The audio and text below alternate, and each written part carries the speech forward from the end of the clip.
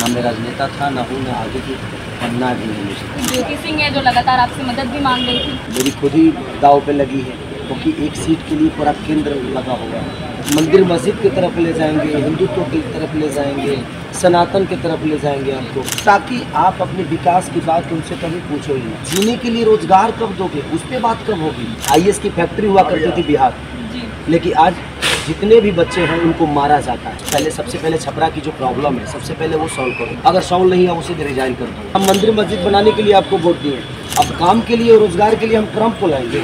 आज तो हॉस्पिटल में घुसकर लोग गोली मार देते हैं। और आप देख रहे हैं देशवा न्यूज। देखिए, इस वक्त हमारे साथ मौजूद है भोजपुरी इंडस्ट्री के ट्रेंडिंग स्टार कहे जाने वाले खेसारी लाल यादव जी, और अब बिहार के छपरा के विधानसभा क्षेत्र से आरजेडी के प्रत्याशी भी हैं। आइए इनसे कुछ बातचीत करते हैं।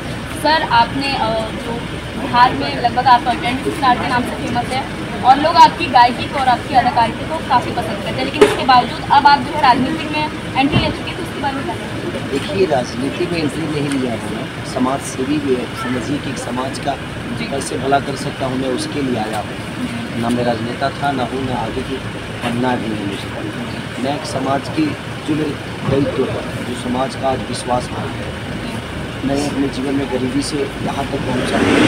और प्रयास ये भी है कि जिस तरह हमारा बिहार बदहाल में है, और उस बदहाली से निकालने के लिए कम से कम हमारा भी एक हिस्सा हो, ताकि दुनिया कहे कि नहीं बिहार बदल गई है। खेसारी में भी अपना योगदान दें।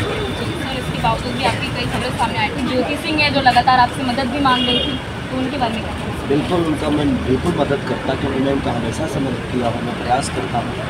और एक बहुत अच्छी महिला है वो, मेरी शुभकामना है कि वो जीते और उनका जो आगे का लक्ष्य है उनके जीवन में एक समाज के लिए जो आईना बने, महिलाओं के लिए प्रेरणा बने, और अपने जीवन को समाज सेवा में लगाएं और बेहतर करें समाज के लिए। लेकिन मैं खुद ही इतना परेशान हूँ, खुद ही इतना जनसभा ये वो चीज़ें हो रही है कि मुझे वक्त नहीं मिल रहा है खुद से। मैं 3 बजे सुबह आ रहा हूँ, जो मेरी खुद ही दाव पे लगी है, क्योंकि एक सीट के लिए पूरा केंद्र लगा हुआ है। तो मेरी थोड़ी सी रिस्पॉन्सिबिलिटी बढ़ी हुई है कि मुझे भी लोगों से मिलना है, लोगों को जानना है। यहाँ की समस्या के लिए मैं गली गली जा रहा हूँ कि क्या समस्या है, ताकि इनका जो विश्वास है उस विश्वास को खड़ा करने के लिए यहाँ की समस्या जानना जरूरी है। इसलिए मैं हर जनसभा में या रोड से गुजर के हर आदमी से मिल भी रहा हूँ, प्रॉब्लम समझ रहा हूँ, ताकि उनकी प्रॉब्लम सॉल्व कर सकें।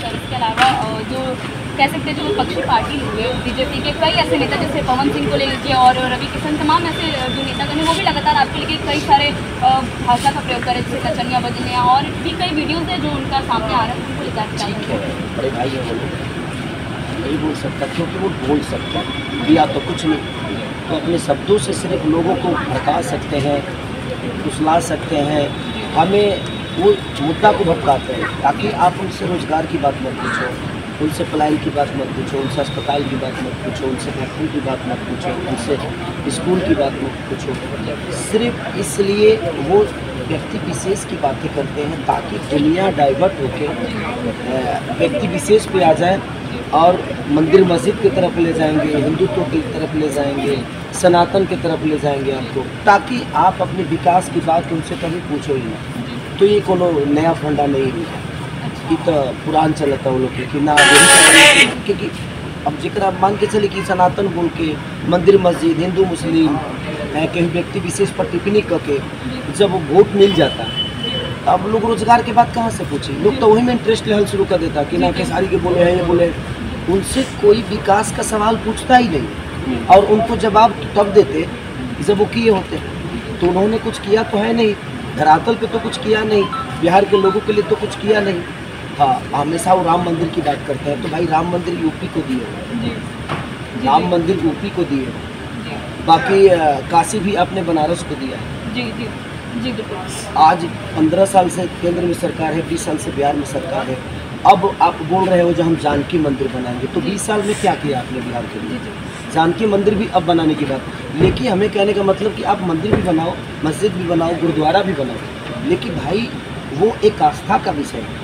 लेकिन जीने के लिए रोजगार कब दोगे, उस पर बात कब होगी? वो भी तो आपका काम है। ऐसा तो नहीं है ना कि अगर हम मंदिर मस्जिद बनाने के लिए आपको वोट दिए, अब काम के लिए और रोजगार के लिए हम ट्रम्प को लाएंगे कि अमेरिका में जाकर ट्रम्प को वोटिंग करेंगे कि नहीं रोजगार के लिए हम आपको वोट कर रहे हैं? ऐसा तो नहीं है। हम आपको हर चीज़ के लिए वोट किए कि मंदिर भी बनाओ, मस्जिद भी बनाओ, हमारी आस्था को भी जिंदा रखो, हमारी जीव जंतु को भी जिंदा रखो। भाई जो जीव आपको वोट कर रहे हैं उनको जिंदा रखने के लिए क्या आपने दिया, बिहार को क्या दिया है वो बताओ ना। अब भी मतलब के सनातन ये वो भटकाने वाली चीज़ें चल रही है और हमेशा से जंगल राज की बातें हम मान लेते थे और देख लिए जंगल राज। लेकिन 20 साल से तो आप हो ना, तो आपने स्वर्ग बना दिया क्या इसको? नहीं ना। आज भी लोग अपने माँ को छोड़ के परदेश जाते हैं ना, अपने बीवी बच्चों को छोड़ के जा रहे हैं ना। आज पहले हमारे यहाँ IAS की फैक्ट्री हुआ करती थी बिहार, लेकिन आज जितने भी बच्चे हैं उनको मारा जाता है। और आज IAS की फैक्ट्री वाली बिहार कहीं ना कहीं पेपर लीक होता है, इसमें हम नाम कर रहे हैं। तो ये बेमतलब की बात है, ये सिर्फ भटकाते हैं, आपको भटका देंगे कि हाँ ये हिंदू विरोधी है, ये मुस्लिम विरोधी है, ये दुनिया विरोधी है। नहीं भाई, हम कोई विरोधी नहीं है, बस हम आपके विचारधारा का विरोधी हैं कि आपका विचारधारा बिहार के लिए बेहतर क्यों नहीं है। आपने जो भी दिया है, हमें क्या दिया है वो बता दो सिर्फ। आपने बिहार को क्या दिया है वो बताइए। ये मत बताइए कि हम जंगल राज में थे, मान लेते हैं 20 साल बाद हम मान लिए, ठीक है था। पहले जंगल राज था तो फिरौती लेकर लोग पैसा लेकर अपने बच्चों को बचा लेते थे। आज तो हॉस्पिटल में घुसकर लोग गोली मार देते हैं, तो उस समय जंगल राज था। तो आज कौन सा राज है बताएंगे? ये इनके पास जवाब नहीं है। सिर्फ इनको शब्दों से लोगों को छोटा करना है और अपने मुद्दा को किसी व्यक्ति विशेष पे डालना है। इनकी पूरी चुनावी आज 20 साल से देखिए, इनका चुनाव सिर्फ जंगल राज पे ही हो रहा है, पलायन पे नहीं हो रहा है, रोजी रोजगार पे नहीं हो रहा है, अच्छा अस्पताल पे नहीं हो रहा है, शिक्षा पे नहीं हो रहा है। इनका सिर्फ चुनाव सिर्फ जंगल राज को बता के, लालू जी का नाम लेके, लालू जी को नीचा दिखा के, उनके कार्य क्षेत्र को बने अभद्र अभद्र टिप्पणी करके और इनको अपना चुनाव जीतना है। भाई आजकल के बच्चे जंगल राज नहीं देखें। आजकल के बच्चों के भविष्य की बात करिए ना कि आप इन बच्चों के भविष्य के लिए क्या सोचा है?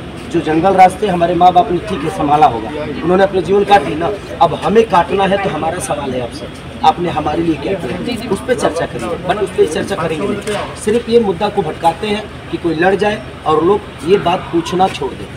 अगर मान लीजिए आप अगर सत्ता में आते हैं तो फिर आप जनता के लिए क्या करेंगे? 2 शब्द बताइए। बिल्कुल, मैं तो सबसे पहले छपरा की जो प्रॉब्लम है सबसे पहले वो सॉल्व करूँगा। प्रयास है मेरी, अगर सॉल्व नहीं है उसे रिजाइन कर दूँगा, क्योंकि राजनीति मेरे लिए धंधा नहीं, ये मेरी दिल की और आत्मा है। और जो लोग दर्द में हैं, जो दर्द का दवा बनने आया हूँ मैं, अगर मैं दवा ही नहीं बन पाया तो फिर मुझे रहने का कोई ज़रूरत ही नहीं है। ये मेरे लिए पेशा नहीं, मेरा राजनीति पेशा नहीं, बल्कि मेरे पास एक पेशा है जो कलाकारी है, संगीत है। मैं खुश हूँ उसमें। इतना सुख छोड़ के अगर यहाँ आया तो ऐसा नहीं कि मैं अपने बिहार के और गरीब भाइयों को उनकी रोजी रोजगार के पैसे लूट कर, उनकी व्यवस्था जो हो सकती है वो लूट कर मैं यहाँ पर बड़ा हूँ। सॉरी, मुझे शौक नहीं है, भगवान ने दिया भी है और आगे भी देगा। तो जिसके लिए बिजनेस है उसको डर है, तो ना मुझे हार का डर है और ना ही जीत की खुशी।